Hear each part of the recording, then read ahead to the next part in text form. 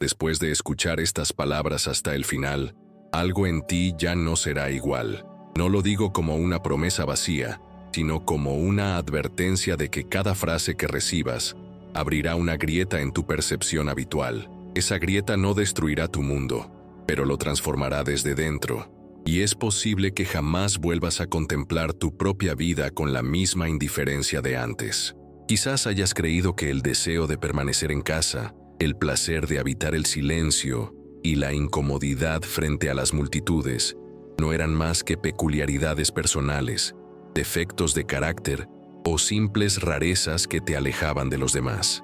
Tal vez en algún momento te sentiste culpable por evitar fiestas, por no compartir la excitación superficial de las reuniones sociales, por preferir la quietud de tu habitación a la euforia ruidosa de un bar. Y sin embargo, lo que para muchos es signo de timidez, de pereza o de fragilidad, puede encerrar un significado mucho más profundo. Carl Gustav Jung, el gran explorador de los laberintos de la psique humana, dedicó su vida a descifrar precisamente esos comportamientos que parecen triviales en la superficie, pero que esconden un llamado arquetípico.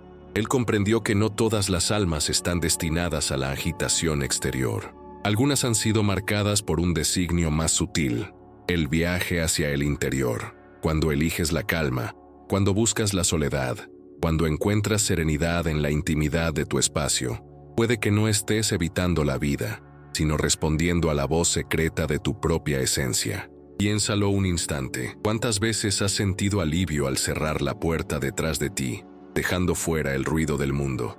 ¿Cuántas veces, después de un día agotador, la sola visión de tu refugio personal te ha devuelto la respiración? Esa sensación, que la mayoría reduce a comodidad o costumbre, es para Jung un símbolo, la señal de que la psique está en proceso de expandirse, de reorganizar sus fuerzas, de buscar contacto con lo que él llamaba el self, el centro oculto de la totalidad psíquica. Ignorar ese impulso sería como dar la espalda a tu propio destino. Lo interesante es que la ciencia contemporánea confirma lo que Jung intuía desde hace más de un siglo. Estudios de neurociencia revelan que las personas con alta conciencia emocional presentan una mayor actividad en el córtex prefrontal medial, región del cerebro vinculada a la introspección, la empatía y la autorreflexión. No se trata, pues, de simple retraimiento social. Es un patrón biológico que acompaña a quienes han sido llamados a observar, a contemplar, a escuchar la voz interna. Aquí surge la primera pregunta que incomoda. ¿Realmente estás evitando el mundo? O más bien, ¿el mundo no puede ofrecerte lo que tu alma anhela en silencio?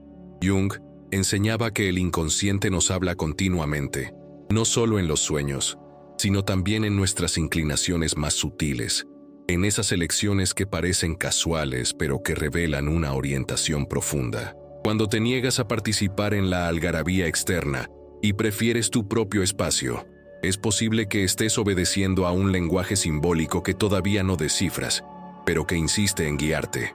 Como escribió el propio Jung, la soledad no llega por el simple hecho de estar solo, sino cuando no eres capaz de comunicar las cosas que son importantes para ti. Esta imposibilidad de comunicar plenamente la interioridad no es condena, sino signo de que lo esencial pertenece a otra esfera, a un nivel de existencia que no se satisface con las conversaciones triviales. Y aquí emerge un punto de tensión inevitable. Vivimos en una cultura que glorifica la extroversión. Desde niños nos empujan a socializar, a competir, a brillar en escenarios donde la multitud aprueba o rechaza. La sociedad asocia éxito con visibilidad, valor con ruido, poder con exposición. ¿Qué lugar queda entonces para el que escucha en silencio? Para quien necesita retirarse, para quien siente que la multitud le roba energía en lugar de dársela. Ese ser es señalado como extraño, incluso como enfermo, y sin embargo, Jung nos invita a ver en esa diferencia no un defecto, sino un privilegio espiritual, porque solo quien es capaz de descender al silencio puede descubrir los símbolos ocultos que esperan en lo profundo. Imagina por un momento que tu preferencia por la calma no es fruto de un accidente, sino un diseño. Imagina que cada vez que cierras los ojos y disfrutas de tu propia compañía, estás entrando en un santuario interior que pocos se atreven a visitar. El mundo externo ofrece estímulos interminables, luces, voces, imágenes, demandas, competiciones. Pero, ¿cuántos se atreven a enfrentar la oscuridad fecunda de su interior? Jung afirmaba que quien mira hacia afuera, sueña. Quien mira hacia adentro, despierta. Y este despertar no es cómodo. No se trata de un estado idílico donde todo se resuelve, sino de un proceso doloroso, arduo, en el que cada sombra exige ser reconocida y cada herida reclama atención. Quizás ahora mismo te preguntes, ¿por qué habría de elegir un camino que me obliga a enfrentar lo que temo? ¿No es más fácil permanecer en la superficie, divertirse, dejar que la vida pase sin tanta reflexión? La respuesta es que la psique no puede ser engañada por mucho tiempo. Tarde o temprano, el inconsciente hará sentir su peso, ya sea a través de síntomas, de angustias inexplicables, de sensaciones de vacío. La incomodidad que sientes en ciertos ambientes puede ser en realidad la manera que tiene tu alma de decirte: no pertenezco aquí, necesito otro espacio, otra frecuencia, otro tipo de alimento. Carl Jung se dedicó a estudiar cómo ese llamado interior se expresa en símbolos universales. Descubrió que, en todas las culturas y épocas, aparece la figura del ermitaño, del sabio que se retira del bullicio para buscar en la soledad la luz de la verdad. Este arquetipo, presente desde los antiguos alquimistas hasta las tradiciones orientales, revela que la humanidad siempre ha reconocido la necesidad de apartarse para comprender. El ermitaño no se aísla por miedo, sino por sabiduría. Su retiro es acto de valor, porque solo en el silencio puede escuchar la voz que guía a lo eterno. Ahora bien, ¿qué significa esto para ti en la práctica? Significa que ese impulso de quedarte en casa, de encender una vela en lugar de ir a una discoteca, de preferir un libro a una conversación vacía, puede ser un gesto de resonancia arquetípica. Estás siguiendo un patrón ancestral, no una mera preferencia personal. Estás repitiendo, sin saberlo, el gesto de miles de buscadores que comprendieron que el mundo interior es tan vasto como el universo exterior. Y aquí se abre otro interrogante perturbador.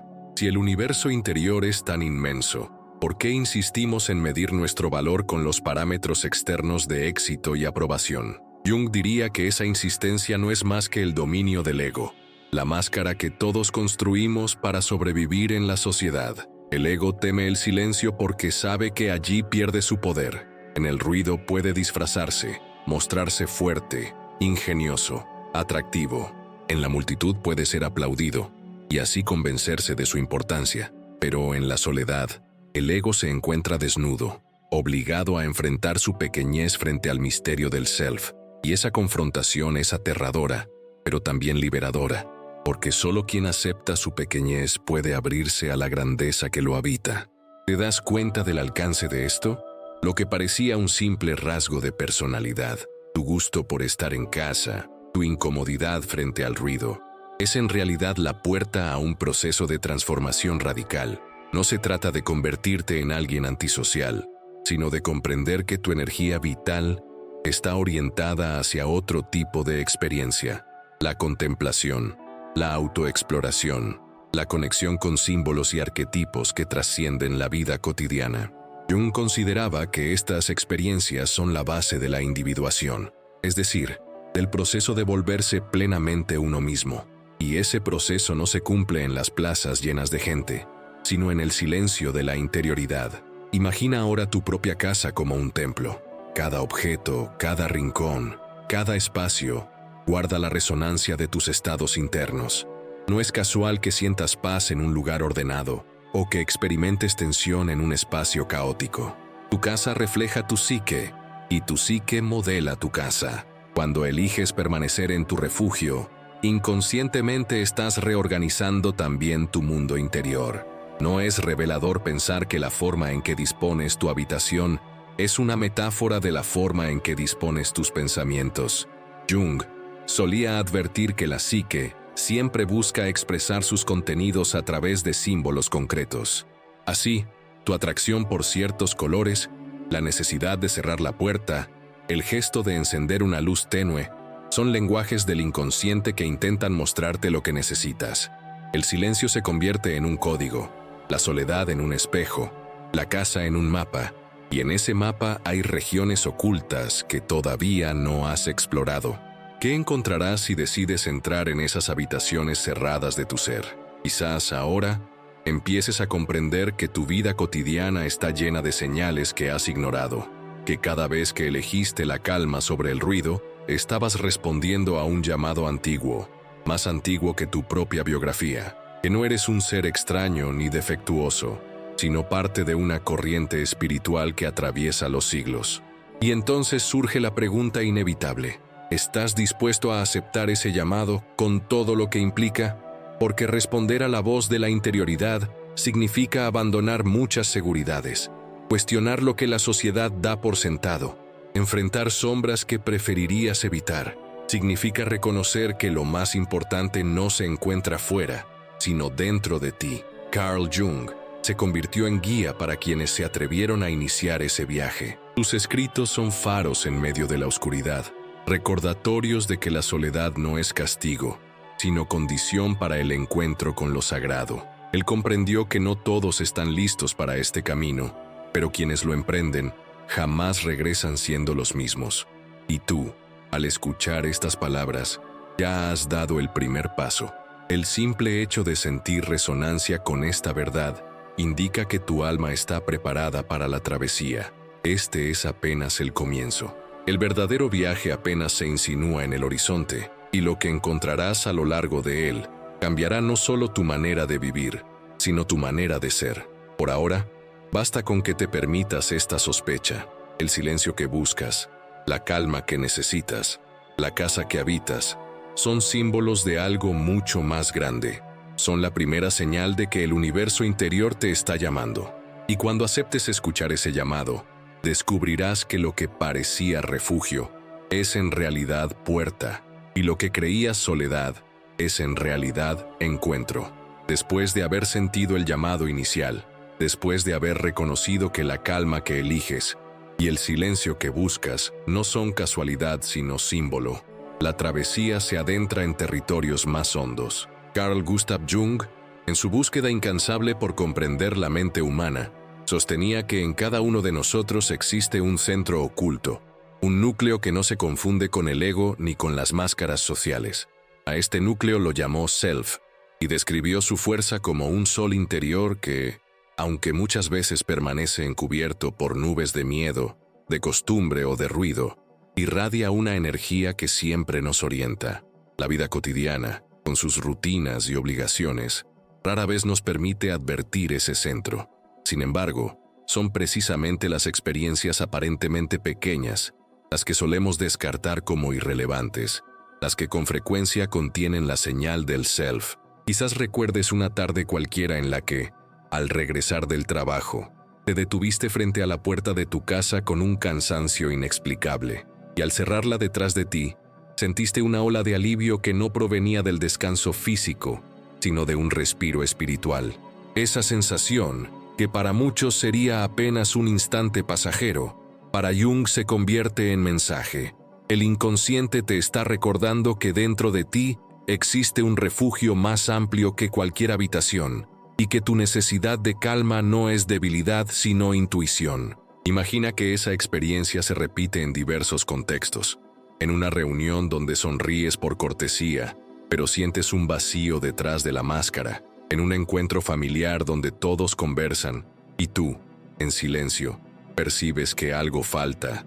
En un viaje donde el paisaje es hermoso, pero tu mente insiste en regresar a un punto interior. ¿De dónde surge esa insistencia? Jung diría que es la señal de que el self está tocando a la puerta de tu conciencia, pidiendo ser escuchado. Lo más desconcertante es que este llamado suele presentarse en los momentos menos espectaculares. No aparece con relámpagos en el cielo, ni con revelaciones místicas extraordinarias, sino en lo común, cuando preparas una taza de café en soledad y de repente sientes una conexión inesperada con tu propio ser, cuando apagas la luz y en la oscuridad de tu habitación escuchas un murmullo interior que te dice que tu vida no puede reducirse a trabajar, pagar cuentas y dormir. Cuando miras a través de la ventana y un fragmento del paisaje te recuerda un sueño que no supiste interpretar. Ahí, en esas grietas del día, el inconsciente introduce sus símbolos. Jung advertía que despreciarlos era como negarse a recibir una carta personal enviada desde lo más profundo de la existencia. El misterio se vuelve más intenso cuando entendemos que no todos experimentan esas señales de la misma manera. Algunos las ignoran por completo, otros las perciben pero las descartan como distracciones, y unos pocos deciden detenerse y atenderlas. Estos últimos son los que inician el viaje hacia adentro, un viaje que no está exento de peligros. Jung hablaba de los laberintos internos porque sabía que el inconsciente no solo guarda tesoros, sino también monstruos. En el camino de la interioridad, uno se encuentra con sombras, con recuerdos olvidados, con deseos reprimidos y miedos ocultos. Pero es precisamente al atravesar esos pasajes oscuros que el ser humano logra la transformación. Para ilustrar esta verdad, imagina la experiencia de alguien que pasa sus días sintiendo una vaga incomodidad en el trabajo. No hay un motivo claro. Cumple con sus tareas, recibe su salario, mantiene relaciones cordiales con colegas, y sin embargo cada mañana se levanta con un peso invisible. Decide entonces ignorarlo. Se dice a sí mismo que es cansancio, que todos sienten lo mismo, que no vale la pena darle importancia. Pero en sueños empieza a aparecer una figura recurrente, un pasillo largo y estrecho que lo conduce a una puerta cerrada. Una y otra vez el sueño se repite, hasta que finalmente se atreve a consultarlo. La interpretación simbólica, al estilo de Jung, revelaría que ese pasillo es el recorrido de su propia vida, lineal y estrecho, y la puerta cerrada representa las posibilidades no exploradas de su ser. El inconsciente no descansa, insiste en mostrar lo que la conciencia rehúye.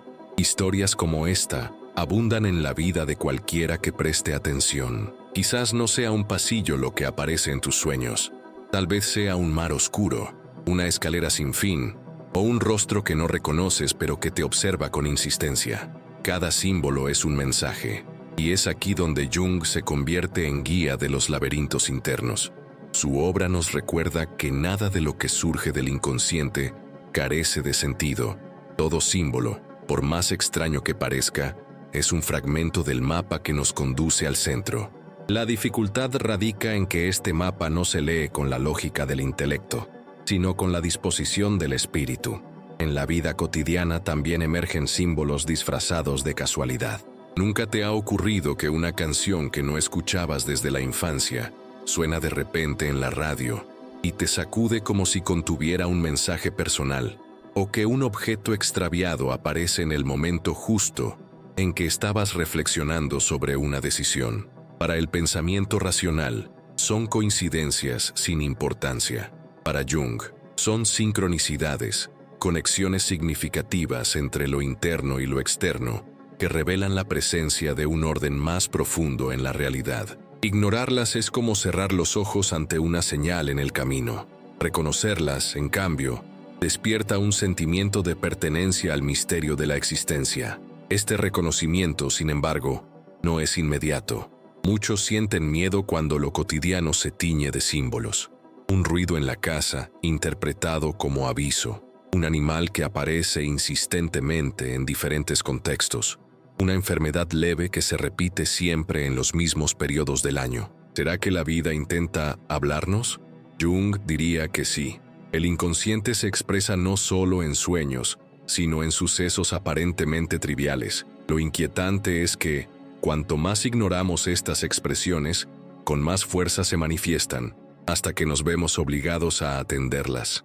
Imagina ahora que caminas por la ciudad, entre edificios, tráfico y voces. De pronto, en medio de la multitud, sientes una desconexión radical, como si todo a tu alrededor fuese parte de una obra en la que ya no deseas actuar. Esa sensación de extrañeza, que a veces dura solo segundos, es otro modo en que el self nos recuerda que no pertenecemos por completo a los roles que desempeñamos. La vida nos exige máscaras, pero la psique anhela autenticidad. Y en ese instante breve, cuando el ruido del mundo se suspende y percibes el vacío detrás de la rutina, tienes la oportunidad de preguntarte, ¿qué hay más allá de todo esto? Esa pregunta, aparentemente sencilla, puede cambiar el rumbo entero de tu existencia. Jung relataba casos de pacientes que, al permitirse formular estas preguntas, descubrían en su interior fuerzas desconocidas. Personas que habían vivido siempre adaptadas a las expectativas de los demás, de pronto encontraban un espacio dentro de sí, donde podían ser auténticas. El proceso no era inmediato ni sencillo. Requería enfrentarse con traumas, con conflictos reprimidos, con miedos que habían sido enterrados por años. Pero al otro lado del dolor emergía una claridad nueva. Es como atravesar un bosque oscuro. Mientras caminas entre sombras, todo parece amenazante. Pero cuando logras salir al claro y ves el cielo abierto, comprendes que el viaje valía la pena. La experiencia cotidiana está llena de estos bosques. Un desacuerdo con alguien cercano que revela heridas antiguas. Una sensación de vacío en medio de la prosperidad material. Un deseo inexplicable de cambiar de rumbo cuando todo parece estable. Cada una de estas situaciones es una invitación del inconsciente para entrar en el laberinto. Y lo notable es que cuanto más lo ignoramos, más se repite. Una relación tóxica que vuelve con diferentes rostros. Un error que cometemos una y otra vez. Una frustración que se instala a pesar de los logros.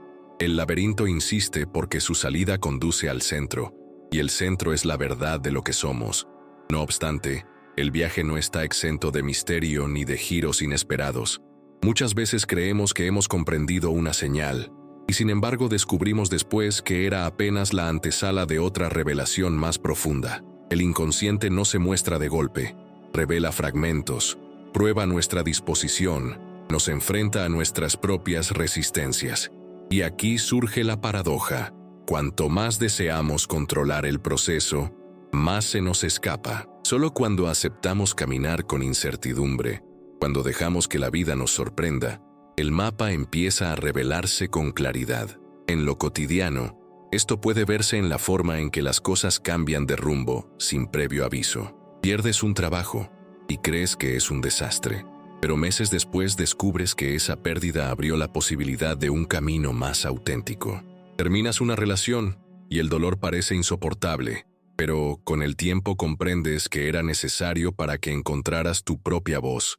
Estas experiencias, que en el momento parecen tragedias, son en realidad giros del laberinto, virajes que nos conducen hacia zonas que no habríamos explorado por voluntad propia. Jung señalaba que el inconsciente conoce mejor que el yo consciente lo que necesitamos, y por eso nos empuja, a veces con violencia, hacia el proceso de transformación. Este proceso no es lineal ni predecible, es más parecido a una espiral que se repite a diferentes niveles.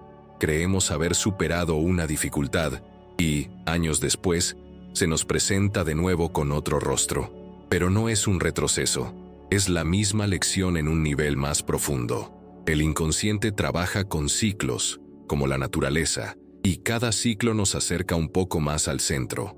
Quien comprende esto deja de luchar contra las repeticiones y empieza a verlas como oportunidades. Cada vuelta de la espiral es un recordatorio de que el viaje continúa, de que todavía hay más por descubrir. Así, lo que parece rutina o simple coincidencia se convierte en símbolo. Lo que parece obstáculo se revela como iniciación. Lo que parece pérdida se transforma en apertura. La vida cotidiana ya no es entonces un conjunto de hechos aislados, sino un entramado de mensajes que nos conducen hacia la totalidad. Y aquí es donde la presencia de Jung se vuelve indispensable. Su visión nos enseña a leer ese entramado, a descifrar los símbolos, a reconocer en cada experiencia una oportunidad de encuentro con el self. Al final de este recorrido, una certeza se impone. Lo que antes llamabas casualidad, aburrimiento o simple incomodidad, ahora lo reconoces como lenguaje de tu propia alma. Lo que parecía fragmento disperso, se revela como parte de un mapa coherente. Y tú, al atenderlo, te conviertes en caminante consciente de los laberintos internos. No es un camino fácil, pero sí necesario. Y mientras avanzas, recuerdas que cada símbolo, cada sueño, cada sincronicidad, es la voz del self, llamándote a despertar. Lo que te espera en la siguiente etapa no será menos desafiante. El silencio, que hasta ahora aparecía como alivio, se transformará en territorio sagrado, y la figura del ermitaño se alzará como guía. Pero por ahora basta con que reconozcas esto.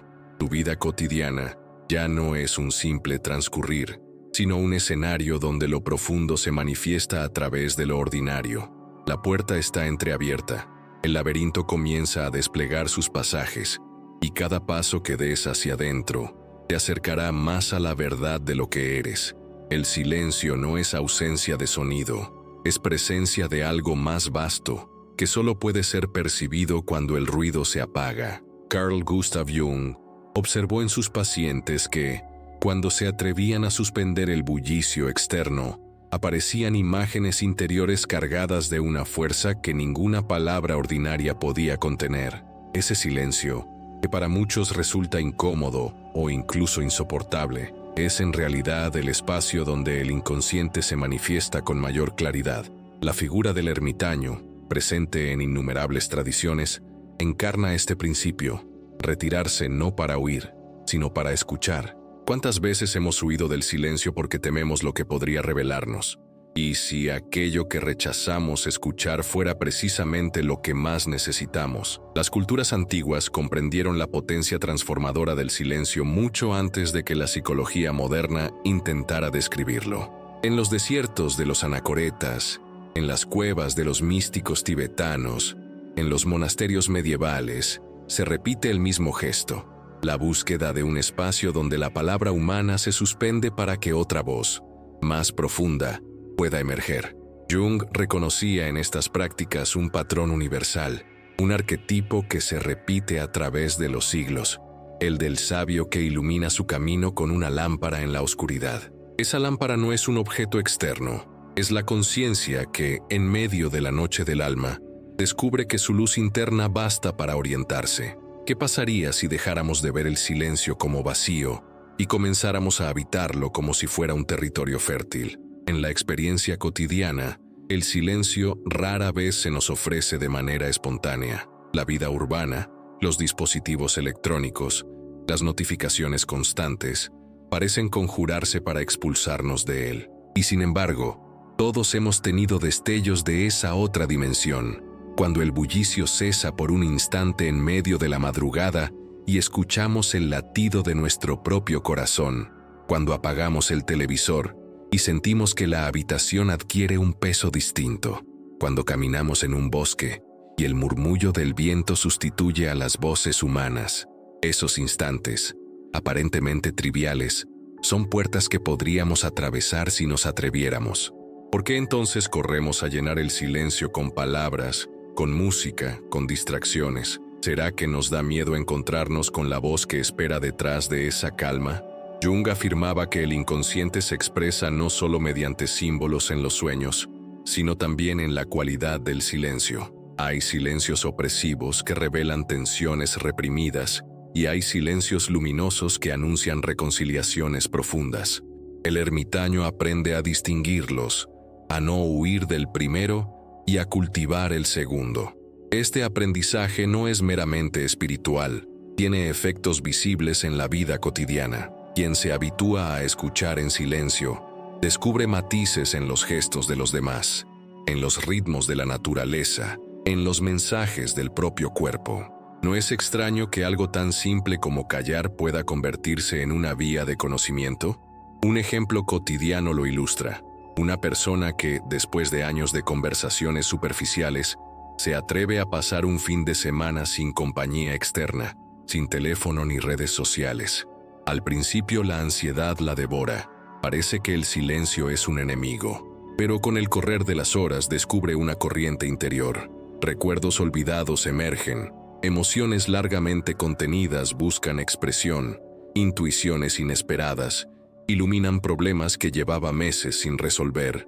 Lo que parecía una condena se revela como una liberación. ¿Qué nos impide regalar más momentos de este tipo a nuestras propias vidas? El arquetipo del ermitaño nos enseña que la soledad buscada, a diferencia de la soledad impuesta, es un acto de libertad. Jung lo interpretaba como un símbolo del proceso de individuación, apartarse del ruido colectivo para escuchar la voz del self. No se trata de despreciar al mundo, sino de reconectarse con él desde un lugar más auténtico. La retirada es temporal, pero su efecto perdura. ¿Acaso no necesitamos todos, en algún momento, alejarnos para volver renovados? Lo desconcertante es que la sociedad moderna interpreta este retiro como una rareza o incluso como un trastorno. Se nos repite que quien prefiere estar solo es antisocial, que el silencio es signo de vacío, que la vida se mide por la cantidad de interacciones visibles. Y sin embargo, ¿cuántas personas, aún rodeadas de multitudes, confiesan sentirse solas? La paradoja es evidente. Nunca hemos estado más conectados tecnológicamente y nunca nos hemos sentido tan desconectados espiritualmente. ¿No será que hemos confundido el ruido con la vida y olvidado que sin silencio no hay escucha posible? Los relatos de aquellos que se adentraron en el silencio suelen coincidir en un detalle perturbador. Al principio se encontraron con sus propios demonios. Jung lo llamaba el encuentro con la sombra, esa parte de nosotros que preferimos mantener oculta, pero que insiste en aparecer cuando callamos. En los monasterios antiguos se decía que, al entrar en soledad, uno escuchaba primero las voces de sus tentaciones, de sus miedos, de sus culpas. Solo después de atravesar ese caos llegaba la paz. El ermitaño, con su lámpara, no evita la oscuridad.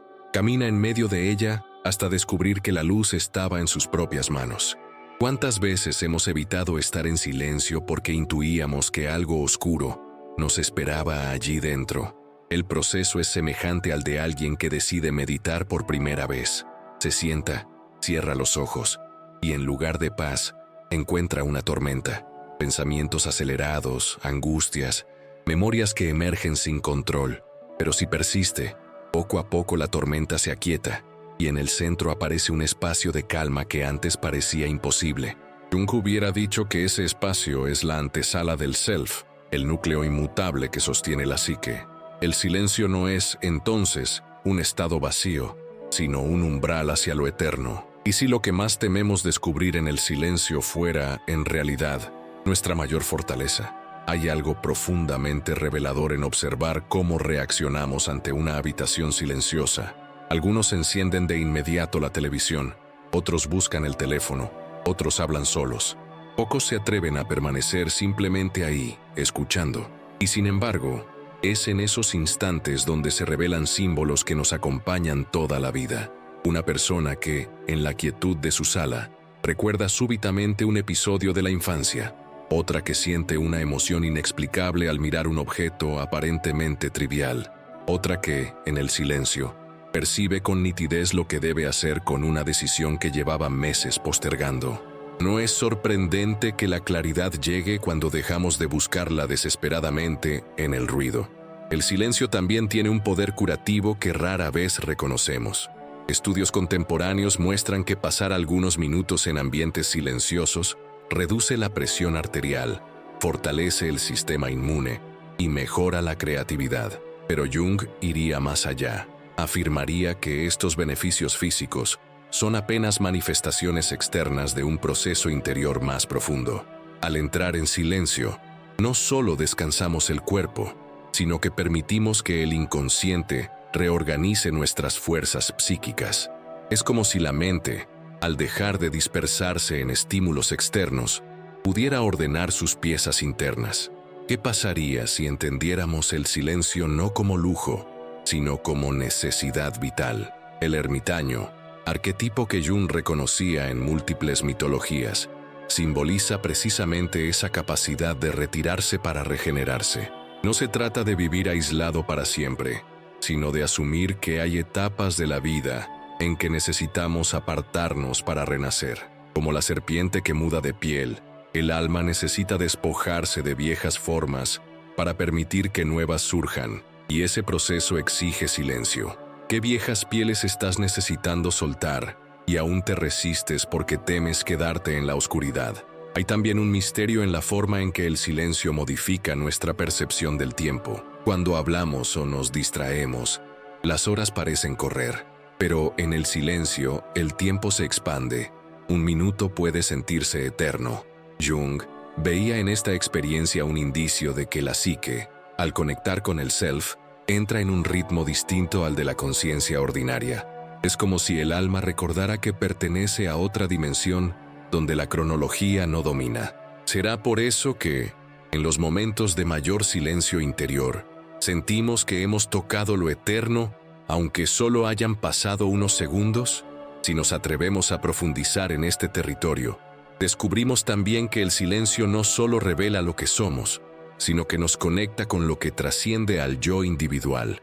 Muchas personas, después de experiencias de retiro, cuentan que han sentido una unidad con todo lo existente, con la naturaleza, con los demás, con el cosmos. Esa sensación de comunión no es un delirio, sino un estado que Jung relacionaba con el inconsciente colectivo, ese estrato de la psique, donde compartimos símbolos y experiencias con toda la humanidad. En el silencio accedemos a ese nivel común, nos reconocemos en el otro y dejamos de sentirnos aislados. ¿No es paradójico que lo que la sociedad llama soledad sea precisamente lo que nos devuelve a la unión más profunda? El ermitaño, con su lámpara, no camina para siempre en solitario. Su retiro es preparación para volver y compartir la luz. Del mismo modo, quien se adentra en el silencio no se aparta del mundo para siempre, sino que regresa con una mirada renovada. Jung afirmaba que la individuación no implica romper con la sociedad, sino aprender a participar en ella desde la autenticidad descubierta en el interior. El silencio es entonces un medio, no un fin, un laboratorio donde se destilan las verdades que luego podemos llevar a la vida común. ¿Cuánto cambiaría nuestro mundo si más personas se atrevieran a practicar estos retiros y volvieran con mayor claridad y compasión? Al final, lo que nos enseña el arquetipo del ermitaño es que el silencio no es ausencia, sino revelación, que callar no es perder, sino ganar acceso a un nivel más profundo de realidad, que apartarse por un tiempo no es debilidad, sino coraje. La sociedad podrá seguir repitiendo que el valor está en el ruido, pero Jung nos recuerda que la verdadera fuerza surge cuando nos atrevemos a escuchar en la quietud. Y tú, que lees estas palabras, ya sabes que esa quietud no es lejana ni inaccesible. Está a tu alcance en cada instante, esperando a que cierres la puerta, apagues las voces externas y te atrevas a entrar en el misterio. ¿Estás dispuesto a aceptar esa invitación? La casa, que tantas veces se percibe como un simple refugio físico, puede transformarse en un espejo insospechado de la psique humana. Carl Gustav Jung, en sus escritos más simbólicos, comparó las estructuras arquitectónicas con la complejidad de la mente. Los sótanos equivalen a los estratos inconscientes, los salones iluminados a la vida consciente, los pasadizos ocultos a las memorias reprimidas. Desde esta perspectiva, cada detalle de la vivienda se convierte en un símbolo. ¿Quién no ha sentido que el desorden de una habitación refleja el desorden interior? ¿Quién no ha experimentado que una casa ordenada y llena de luz transmite una calma que va más allá de lo estético? La psicología ambiental confirma hoy lo que Jung intuyó hace décadas. Los espacios que habitamos influyen en nuestra biología, activando o calmando sistemas nerviosos de forma inmediata. Es sorprendente comprobar que una distribución armónica puede reducir los niveles de cortisol en la sangre, mientras un entorno caótico puede estimular la ansiedad sin que seamos conscientes de ello. Imagina a alguien que, después de una mudanza, se instala en una casa que no eligió por deseo, sino por obligación. Cada vez que cruza la puerta, siente una opresión difusa, como si algo no encajara. Pasa semanas sin poder dormir bien, siente irritación sin causa aparente y experimenta la sensación de no pertenecer a ese lugar. Podría pensarse que se trata de una mera incomodidad de adaptación, pero al analizar el contexto, aparecen coincidencias reveladoras. La luz nunca entra de manera directa, los pasillos son estrechos, los techos bajos, y la sensación de encierro se vuelve física.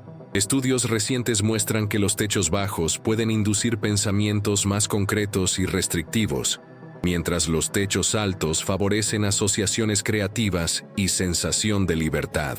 ¿No es inquietante que la altura de un techo pueda influir en el modo en que pensamos? Este vínculo entre espacio y psique se vuelve aún más intenso cuando la casa se carga de historia. Hay viviendas donde generaciones han habitado antes, dejando una huella invisible que, sin embargo, se percibe en el ambiente. Jung hablaba de la memoria de los lugares como resonancia arquetípica. No se trata de fantasmas en sentido literal, sino de una acumulación de símbolos, gestos y emociones que impregnan las paredes. Relatos sorprendentes abundan. Familias que al cambiar de residencia sienten una transformación radical en sus estados de ánimo. Personas que aseguran que al entrar en cierta casa experimentaron una angustia inexplicable, o por el contrario, una paz que las acompañó durante años. La ciencia contemporánea lo explora con el concepto de carga energética de los ambientes, midiendo incluso la influencia de campos electromagnéticos generados por materiales de construcción. Lo improbable es que, a pesar de toda esta información, sigamos tratando a las casas como simples estructuras, olvidando su carácter simbólico y psíquico. Un caso célebre documentado en la literatura científica describe a una mujer que sufría ataques de ansiedad recurrentes sin causa identificable. Tras largas evaluaciones médicas sin éxito, se descubrió que su vivienda contenía fugas mínimas de gas que no alcanzaban niveles tóxicos, pero generaban síntomas fisiológicos asociados al miedo.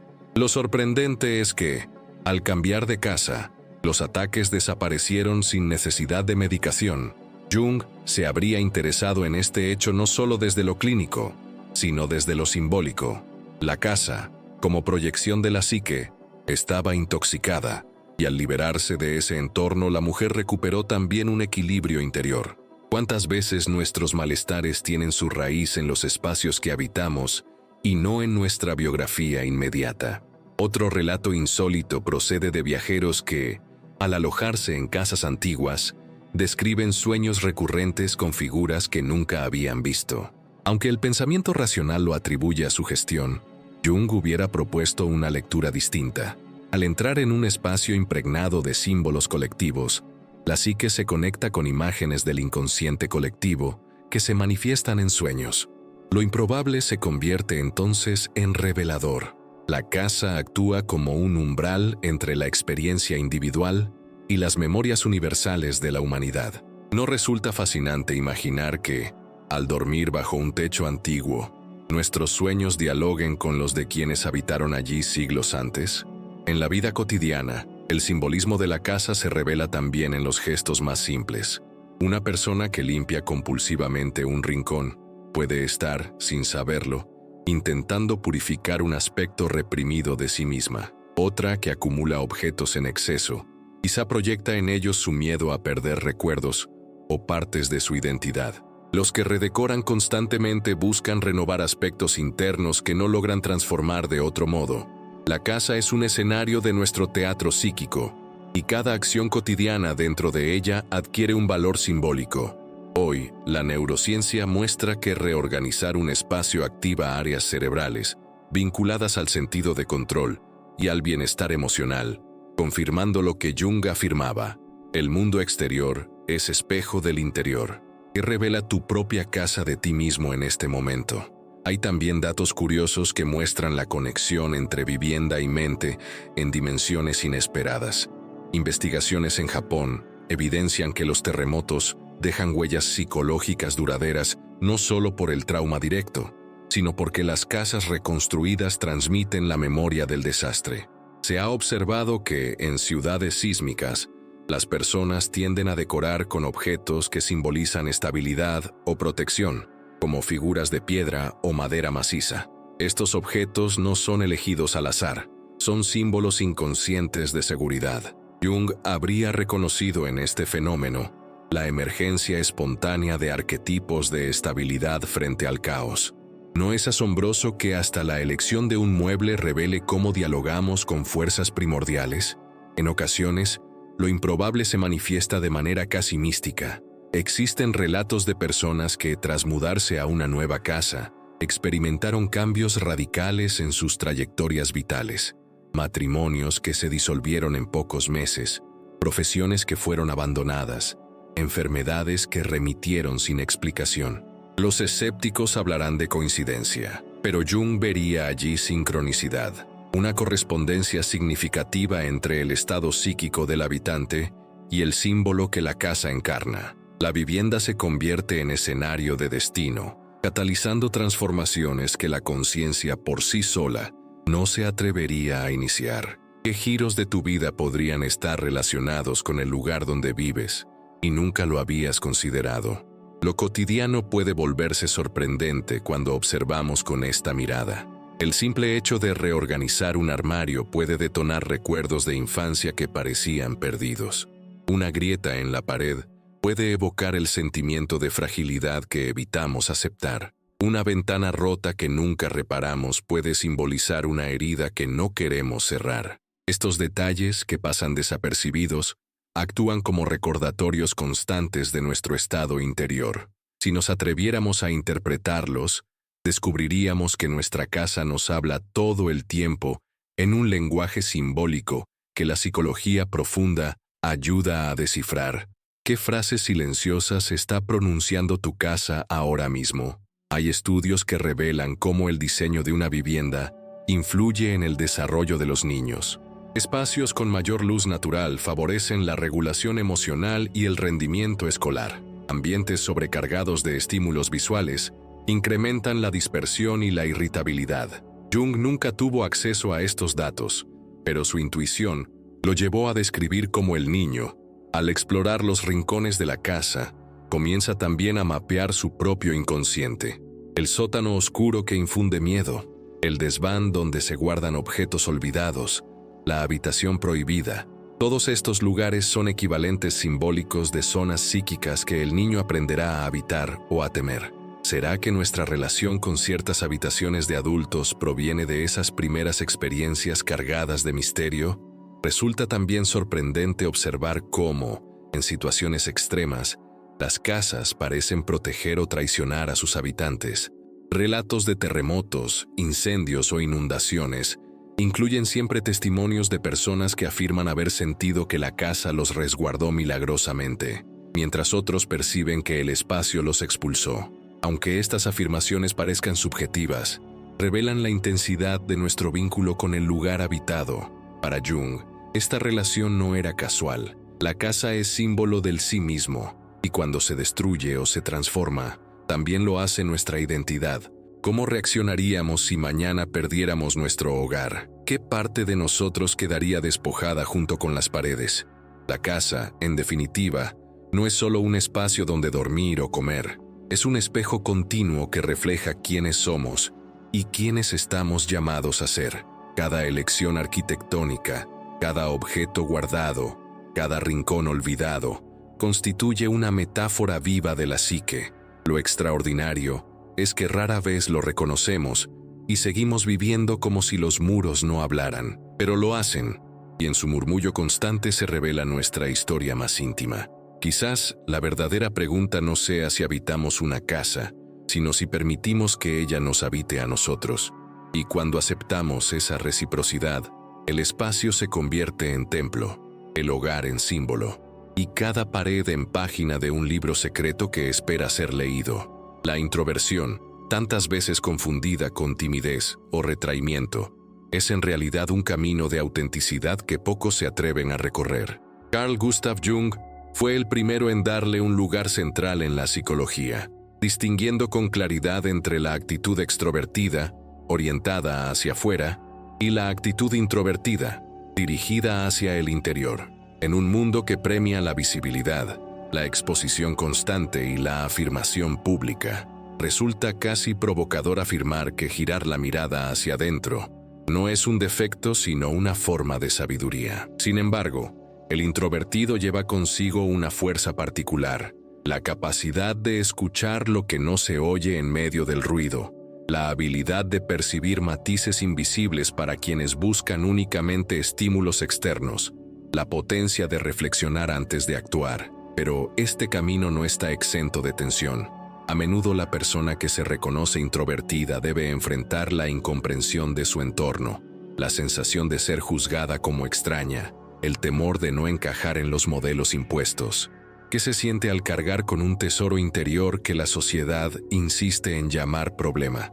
El conflicto se intensifica cuando el introvertido intenta adaptarse a las exigencias externas. Muchos aprenden desde la infancia que deben forzarse a hablar más, a mostrarse más sociables, a reprimir su necesidad de soledad. El precio de esta adaptación suele ser alto: ansiedad, cansancio crónico, pérdida de sentido. Jung observó en sus pacientes que, cuanto más se alejaban de su verdadera naturaleza, más síntomas aparecían, como si la psique protestara contra la traición a su propio ritmo. Lo sorprendente es que estos síntomas desaparecían o se transformaban cuando el individuo se atrevía a abrazar su introversión como camino legítimo. Entonces emergía la energía creativa, la intuición, la profundidad reflexiva. No es paradójico que lo que parecía una debilidad esconda la llave de la fortaleza. Este proceso de aceptación se vincula directamente con la experiencia de la soledad, pero aquí surge una diferencia crucial. No toda soledad es igual. Jung distinguía entre la soledad impuesta, que hiere, y la soledad elegida, que cura. En la lengua española, el término soledad se percibe a menudo con connotación negativa, pero hay otra palabra que cambia radicalmente el sentido: solitud. La solitud no es abandono, sino presencia consigo mismo. Es el acto consciente de apartarse para atender la propia interioridad. En esa decisión se esconde un gesto de amor propio. Quien elige la solitud declara que su voz interior merece ser escuchada, que su mundo interno tiene valor, que no necesita la constante aprobación externa para existir. ¿Cuántas veces hemos confundido solitud con aislamiento, perdiendo así la oportunidad de descubrir su carácter sanador? Un ejemplo conmovedor lo ofrece la historia de un hombre que, tras un divorcio doloroso, decidió pasar un año entero viviendo solo en una pequeña casa rural. Sus amigos lo consideraron deprimido. Incluso algunos intentaron convencerlo de que buscara compañía cuanto antes. Sin embargo, ese retiro voluntario lo transformó. Al principio enfrentó noches interminables de angustia, recuerdos que lo atormentaban y una sensación de vacío casi insoportable. Pero con el tiempo, la soledad comenzó a convertirse en aliada. Descubrió pasiones que nunca había cultivado, como la escritura y la pintura, y empezó a escuchar sus propios sueños con atención. Al cabo de ese año, no era el mismo. No había vuelto al mundo como un hombre derrotado, sino como alguien que había renacido desde adentro.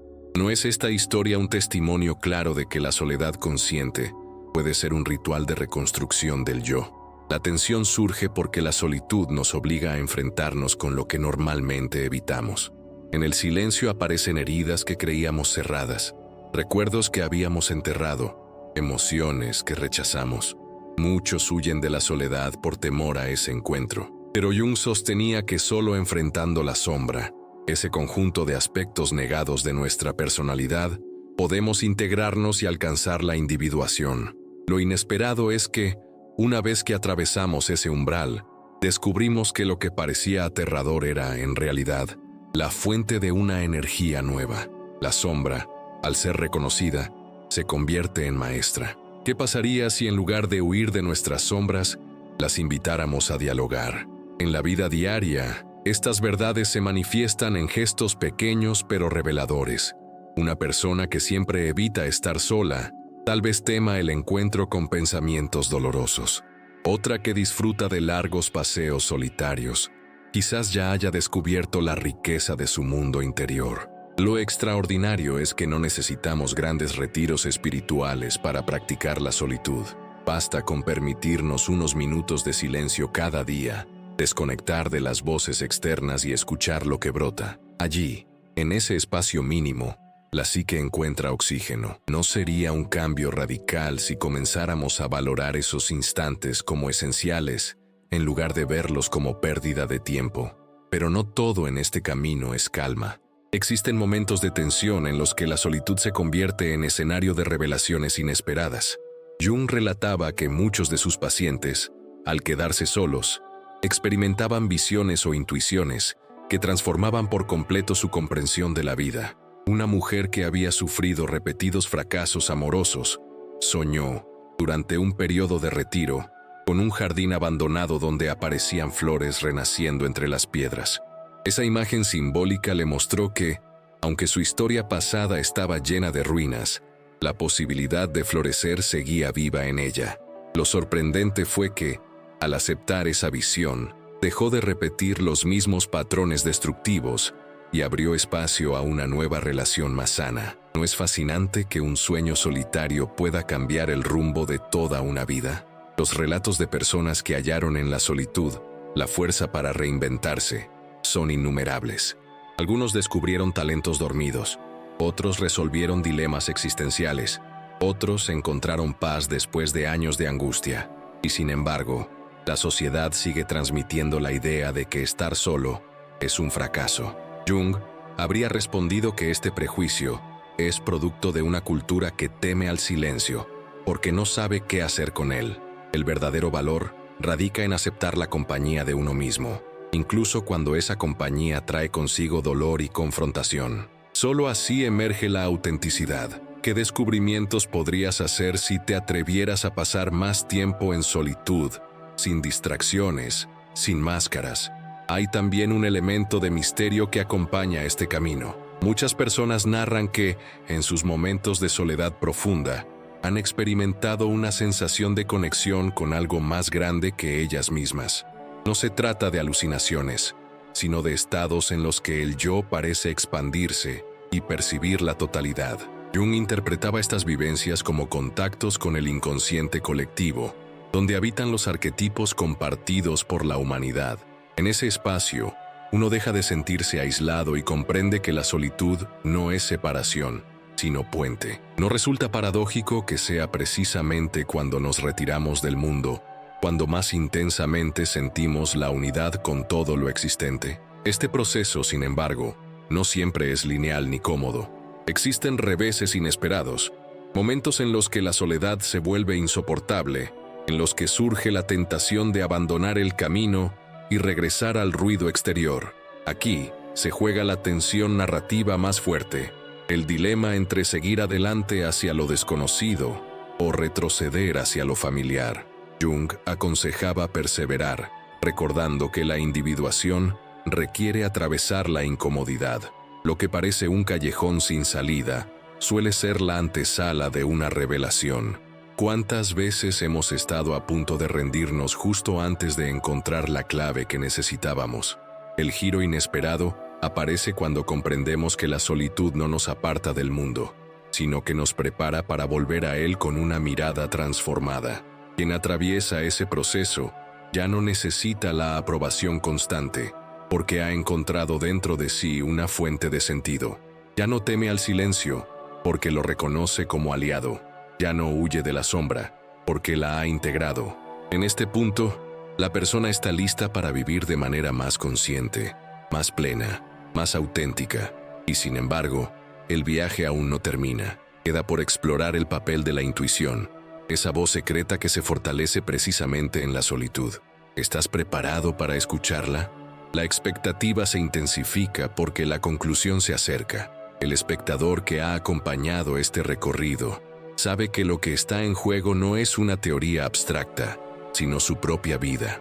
Cada ejemplo, cada relato, cada tensión vivida en estas páginas refleja la posibilidad de un cambio real. La introversión ya no aparece como defecto, sino como senda de poder. La solitud ya no es abandono, sino ritual de amor propio. La sombra ya no es enemiga, sino maestra. Pero la pregunta que queda en el aire es decisiva. ¿Qué harás tú con todo esto? El camino hacia adentro ya se ha abierto, y en la siguiente etapa, la intuición hablará con más fuerza que nunca, exigiendo ser escuchada. Lo que viene no será menos desafiante, pero sí más luminoso. La historia está a punto de alcanzar su clímax, y cada palabra que sigue prepara el terreno para la revelación final.